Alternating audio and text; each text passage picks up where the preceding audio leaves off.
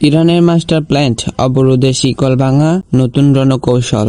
আমেরিকার অবরোধ বনাম ইরানের টিকে থাকার লড়াই। একদিকে হরমুজ প্রণালীতে নিষেধাজ্ঞার বেড়াজাল, অন্যদিকে তেহরানের গোপন কিন্তু সুদপ্রদর্শী বিকল্প পথ, যে পথে পণ্য নয় বরং বইছে ভূ রাজনৈতিক নতুন সমীকরণ। বাণিজ্যের আড়ালে ইরান কি আসলে কোনো বড় রাজনৈতিক জোট গড়ার লক্ষ্য নিয়েছে?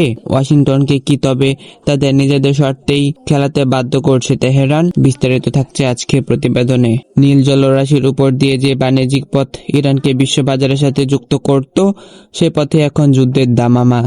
হরমুজ প্রণালীকে কেন্দ্র করে পশ্চিমাদের ক্রমাগত চাপ তেহরানকে ঠেলে দিয়েছে এক কঠিন দেয়ালে, কিন্তু দমে যাওয়ার পাত্র নয় ইরান।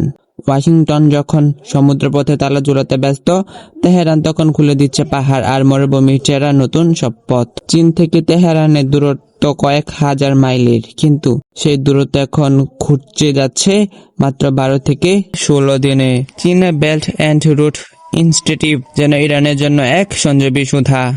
রেল লাইনে লোহার চাকাগুলো যখন সরছে, তখন কেবল পণ্যই আসছে না, আসছে আমেরিকার চোখ রাঙানোকে বুড়ো আঙুল দেখানো সাহস। শুধু কি চীন, দৃশ্যপটে আছে ভারত ও রাশিয়াও।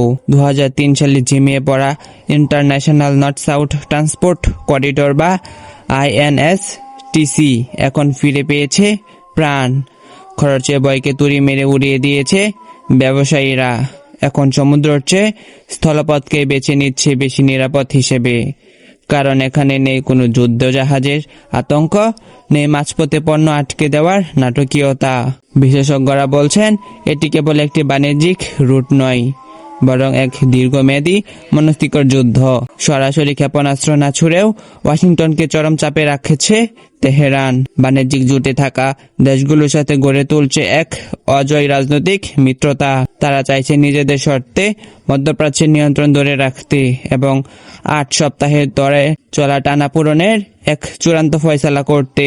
আমেরিকা যদি হয় বুনো উল, ইরান তবে বাঘাতে তোল। বাণিজ্যের এই নতুন দামামা এবং বাণিজ্যের এই নতুন দাবার ছকে তেহরান যে চাল দিচ্ছে, তাতে শেষ হাসি কারা হাসবে তা সময় বলে দিবে। এরকম ভিডিও পেতে চ্যানেলটা সাবস্ক্রাইব করে আমাদের পাশেই থাকুন। ধন্যবাদ।